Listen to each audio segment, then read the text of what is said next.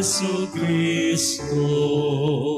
Sinabi ng Poong Mahal, kasamaan ay layuan, kasalanan ay pagsisihan, kayo ay magbagong buhay, magbalik loob na tunay.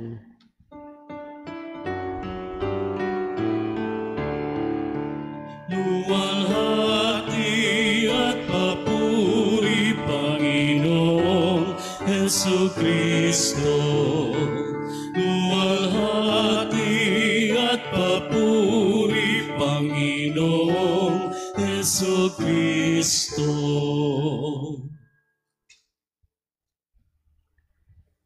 Sumainyo ang Panginoon. At sumainyo din. Ang mabuting balita ng Panginoon ayon kay San Juan. Papuri sa iyo, Panginoon.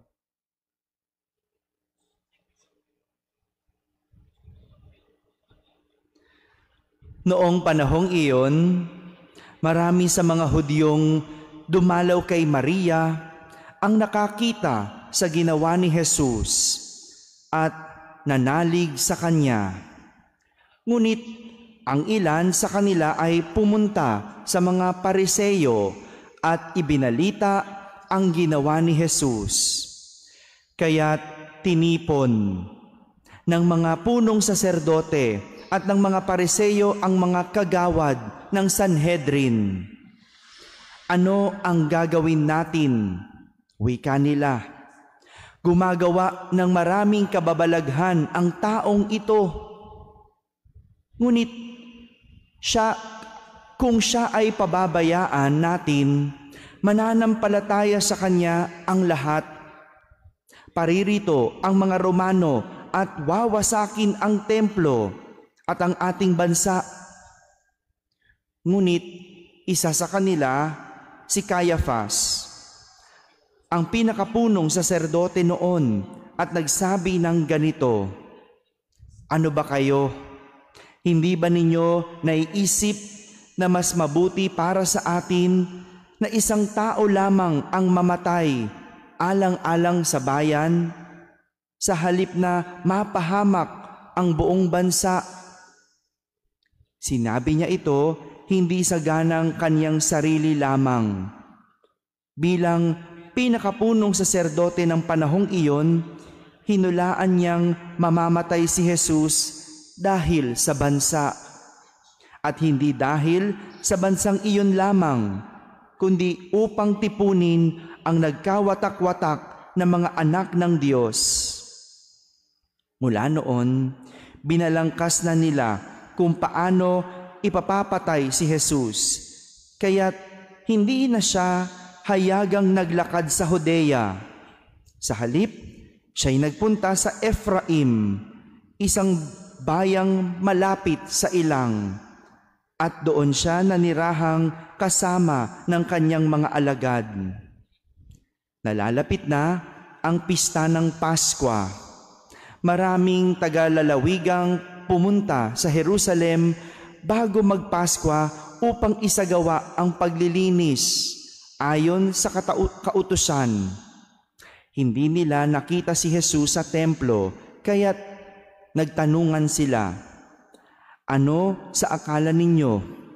Paririto kaya sa pista o hindi?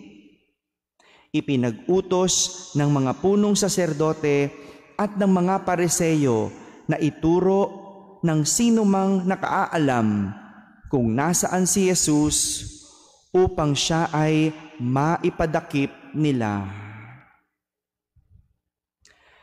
Mga kapatid, ang mabuting balita ng Panginoon. Pinupuri ka namin, Panginoong Hesukristo. Magsiupo po ang lahat.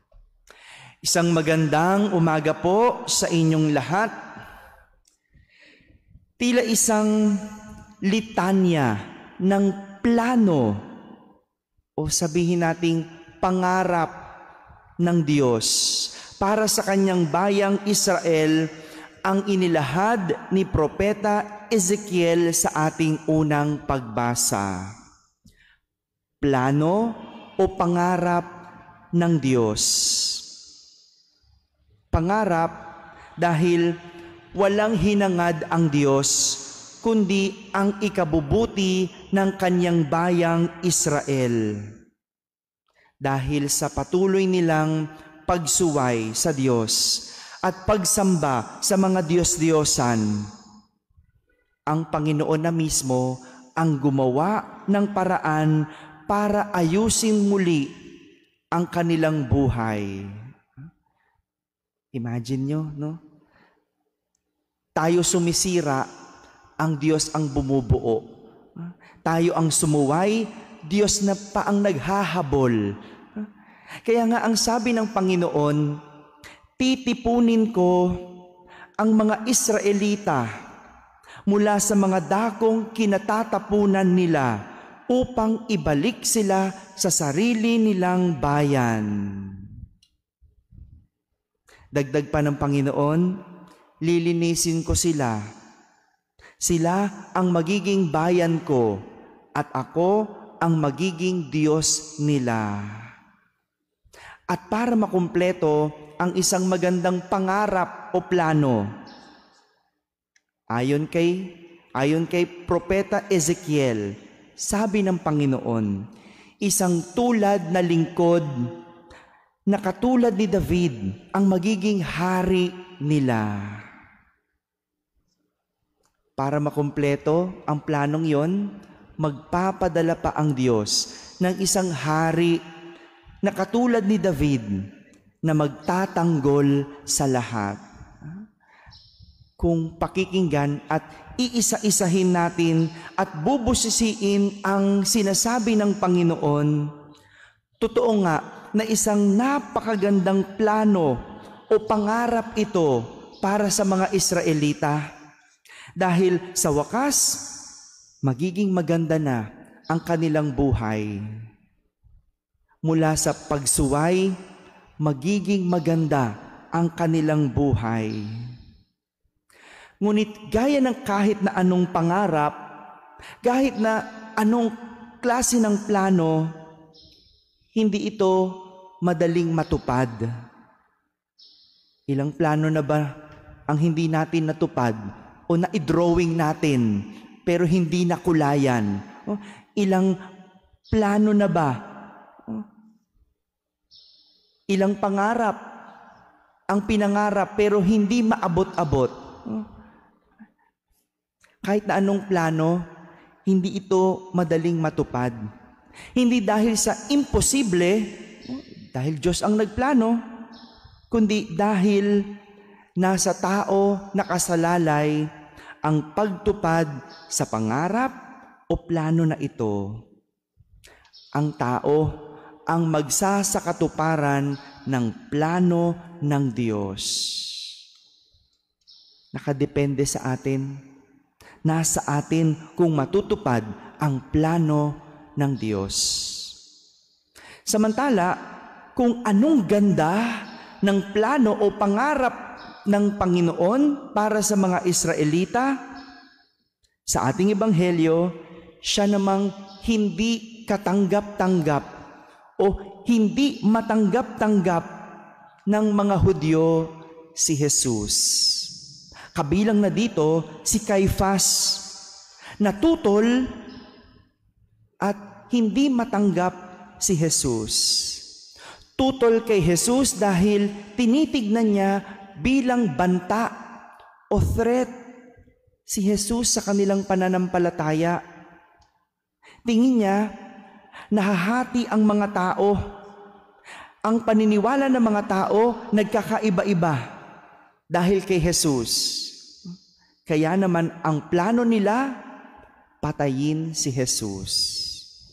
May iba silang plano, patayin si Jesus. Itong nangyayari kapag kinukontra ng tao ang plano ng Diyos.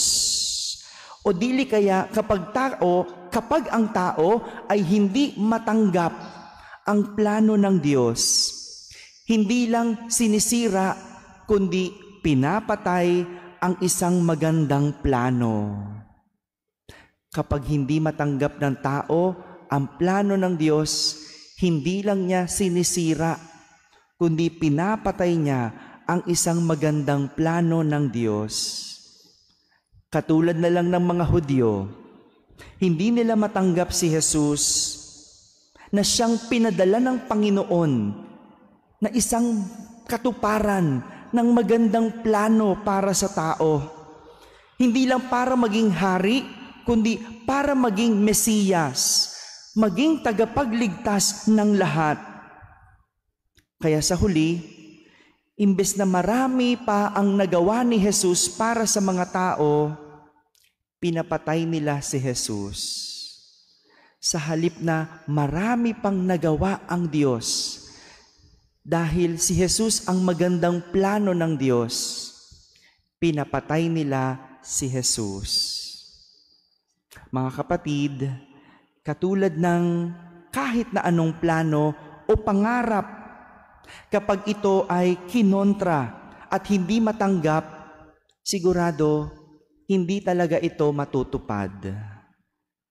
Nalalapit na po ang pagpasok natin sa mga mahal na araw. Nawa, mapaalalahanan tayo muli sa pamamagitan ng pagpapakasakit, pagkamatay at muling pagkabuhay ni Jesus ng isang napakagandang plano ng Diyos para sa tao, ang mailigtas tayo mula sa kasalanan upang mabuhay sa kabanalan. Amen.